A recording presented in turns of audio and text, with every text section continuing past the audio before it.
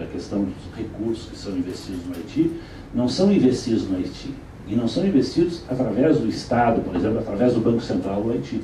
Eles são doados para organizações não governamentais estrangeiras que têm a confiança dos países doadores e elas que aplicam no Haiti.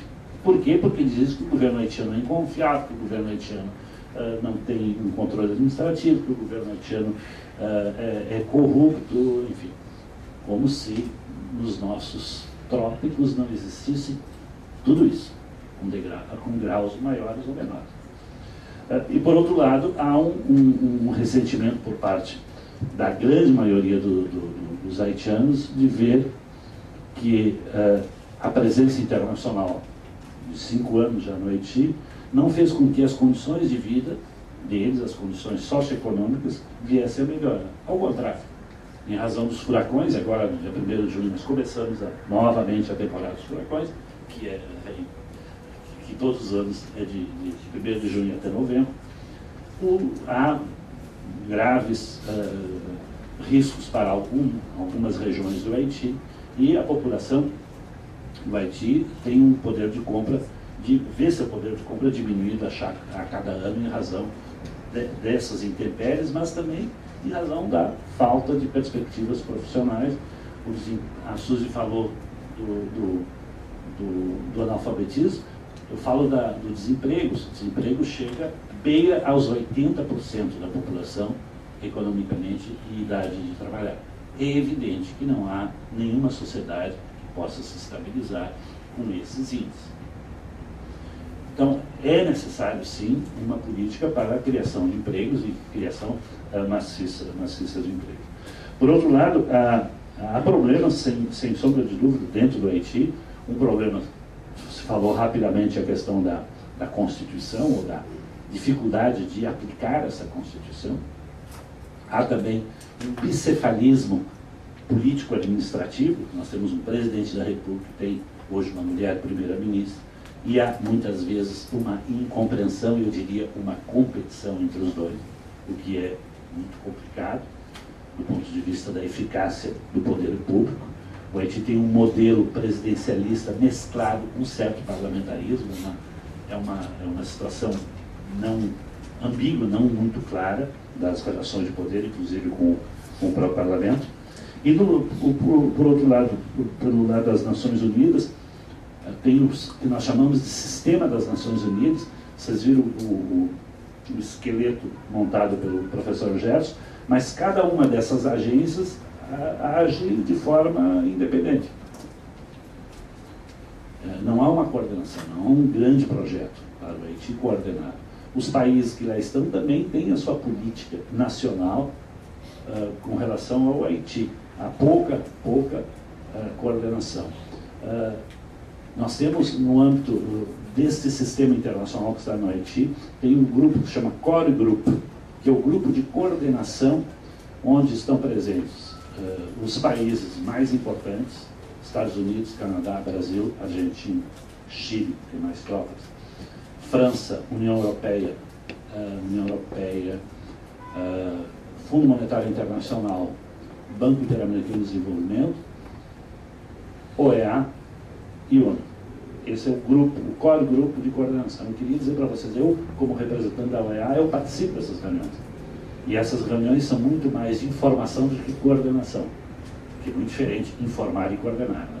Então, elas são muito mais de troca de informações, troca de percepções, troca de sentimento, e muitas vezes se faz, e eu faço isso, eu não digo tudo, eu tento ouvir o máximo, mas eu não falo tudo. Então, há um jogo também um pouco escondido, mas não é um grupo de coordenação, apesar de ter o nome de grupo de coordenação. Portanto, há uma falta de coordenação internacional no Haiti, como há também do lado haitiano uma dificuldade justamente de governo. A professora Suzy Castor mencionou esse elemento, que é um elemento novo, que é a presença da América Latina. Nunca a América Latina esteve presente nas recentes crises haitianas e nunca esteve presente numa operação de paz de maneira tão importante como está hoje. 58% dos militares da MINUSTAH pertencem a países latino-americanos.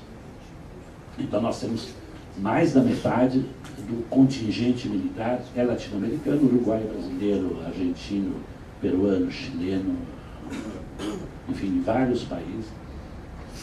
Mas, no entanto, nós temos somente menos de 2% dos policiais. E nós temos somente 1% do pessoal civil. Ou seja, a América Latina tem esse descompasso. Uma grande presença militar, mas uma quase ausência total na parte civil, na parte do desenvolvimento do sistema das Nações Unidas, e uma pífia presença com os policiais. Quais são as consequências disso? As consequências disso é que nós estamos garantindo a estabilidade com os nossos militares, enfim, com a nossa presença, mas nós não estamos garantindo nem o desenvolvimento socioeconômico, porque a gente está muito aquém de ter algum tipo de influência nessa área, no sistema das Nações Unidas, e também não estamos garantindo o futuro, que é a formação da Polícia Nacional do Haiti. Como foi dito, não existe mais forças armadas, e o futuro da manutenção de uma estabilidade é a Polícia Nacional Haitiana. Ora, essa Polícia Nacional Haitiana é formada pela UNPOL, pela Polícia das Nações Unidas, que tem composição de gente do Quênia, de países, de ex-colônias francesas da África, que falam francês, apesar de 90% da população haitiana não falar francês, falam creole, que é outra coisa, não é o francês.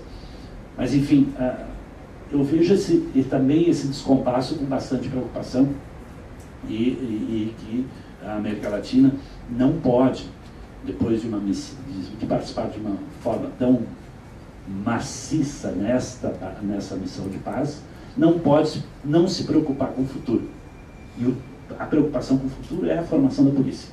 Porque se nós não formarmos uma polícia de proximidade, uma polícia respeitadora dos direitos humanos, do Estado de Direito, não violenta, transparente, essa polícia poderá vir a ser, digamos, a grande perturbadora do futuro do Haiti e fazer o que os militares fizeram no passado, ou seja, ser uma polícia golpista. E nós temos não mais golpes militares, mas golpes policiais. Então, é necessário, sim, estarmos muito atentos a esta formação da polícia. Ou nós estamos criando este tipo de polícia que deve estar a serviço da população, vai ser a única força organizada, hierarquizada e armada do país, não vai ter nenhuma outra. Ou nós estamos criando um monstro, e esse monstro vai, mais adiante, apresentar a fratura. Então, há uma série de interrogações.